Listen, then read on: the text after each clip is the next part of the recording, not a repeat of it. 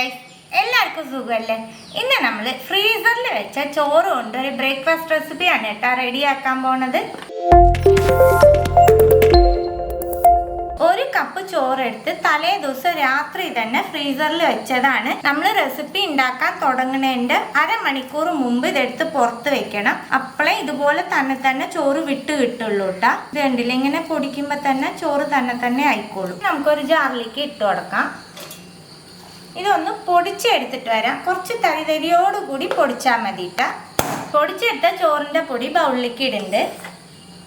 ഇത് കണ്ടില്ലേ, ഇതുപോലെ നമുക്ക് പൊടിഞ്ഞ് കിട്ടും കേട്ടോ. ഫ്രീസറിൽ വെച്ച ചോറിൽ അല്ലാണ്ട് വെള്ളത്തിൻ്റെ അംശം തോന്നുകയെന്നുണ്ടെങ്കിൽ ചോറ് പൊടിക്കുമ്പോൾ വേണമെന്നുണ്ടെങ്കിൽ മാത്രം അരിപ്പൊടി ചേർത്തോളൂ കേട്ടോ. അല്ലാണ്ട് തന്നെ നമുക്ക് ഇതുപോലെ പൊടിഞ്ഞ് കിട്ടും, വെള്ളത്തിൻ്റെ അംശം ഉണ്ടെങ്കിൽ മാത്രം. ഇനി ഇതിലേക്ക് 1/2 കപ്പ് ഫൈൻ അരിപ്പൊടി ചേർക്കുന്നുണ്ട്. ഒന്ന് മിക്സ് ചെയ്ത് കൊടുക്കുക. മിക്സ് ചെയ്യുമ്പോൾ ഒട്ടും വെള്ളം ചേർക്കണ്ട. മാവിന് ആവശ്യമായിട്ടുള്ള ഉപ്പ് ചേർക്കാം. ചോറ് ഉപ്പ് ഇട്ടിട്ടാ വേവിക്കണമെന്നുണ്ടെങ്കിൽ ഉപ്പ് ചേർക്കുമ്പോൾ അതനുസരിച്ച് ചേർത്താൽ മതി. ചെറുകിയ നാളികേരം ചേർക്കുന്നുണ്ട്. ഇതൊക്കെ ഓരോരുത്തരുടെ ഇഷ്ടം പോലെ ചേർത്തോളും. ഇതെല്ലാം നല്ലോണം മിക്സ് ചെയ്യുക. ഇത് മിക്സ് ചെയ്ത് കൊടുത്തിട്ട് കയ്യിൽ ഇങ്ങനെ പിടിച്ച് നോക്കുക കേട്ടോ.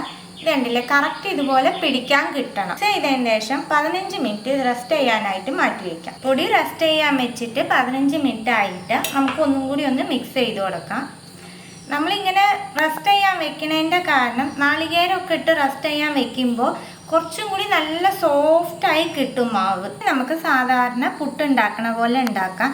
അയ്യേ, ഇത് പുട്ടാണോ അങ്ങനെയൊന്നും വിചാരിക്കേണ്ട കേട്ടോ. നമ്മളെല്ലാവരും ബാക്കി വന്ന ചോറ് കൊണ്ട് പുട്ട് ഉണ്ടാക്കാറുണ്ട്. പക്ഷെ ഫ്രീസറിൽ വെച്ച ചോറ് കൊണ്ട് പുട്ട് ഉണ്ടാക്കുമ്പോൾ അത്രയ്ക്കും സോഫ്റ്റായി കിട്ടും കേട്ടോ. അതുപോലെ കുറേശ്ശെയാണ് അരിപ്പൊടിയൊക്കെ ഉള്ളതെന്നുണ്ടെങ്കിൽ ബാക്കി വന്ന ചോറ് ഉണ്ടെന്നുണ്ടെങ്കിൽ നമുക്ക് ഒരു നേരത്തെ ബ്രേക്ക്ഫാസ്റ്റൊക്കെ റെഡിയാക്കാനും പറ്റും. ഈ പുട്ട് ഞാൻ ഉണ്ടാക്കിയിട്ട് കാണിച്ചു തരാം നിങ്ങൾക്ക് എത്ര സോഫ്റ്റ് ആയിട്ട് ഉണ്ടാവും എന്നുള്ളത്. കുറ്റിയിലേക്ക് നാളികേരം ഇടുന്നുണ്ട്.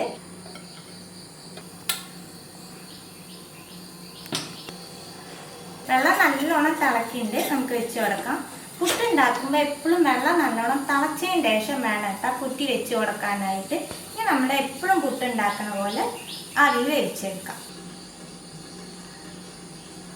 അതിൻ്റെ ഔട്ട ഫ്ലെയിം ഓഫാക്കിയിട്ട് വേറെ ഒരു പ്ലേറ്റിലേക്ക് മാറ്റാം.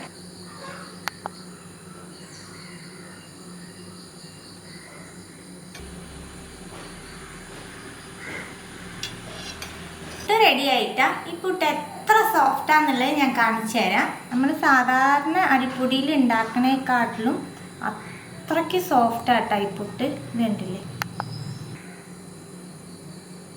അപ്പം എല്ലാവരും തീർച്ചയായിട്ടും ട്രൈ ചെയ്ത് നോക്കുക. ബാക്കി വന്ന ചോറ് ഫ്രീസറിൽ വെച്ച് ഉണ്ടാക്കി നോക്കുക. അത്ര സോഫ്റ്റും ടേസ്റ്റും ഉണ്ടാവും കേട്ടോ പുട്ടിന്. ട്രൈ ചെയ്ത് നിങ്ങളുടെ ഫീഡ്ബാക്കൊക്കെ അറിയിക്കുക. പുതിയൊരു റെസിപ്പി ആയിട്ട് അടുത്ത വീഡിയോയിൽ കാണാം. See you. Bye.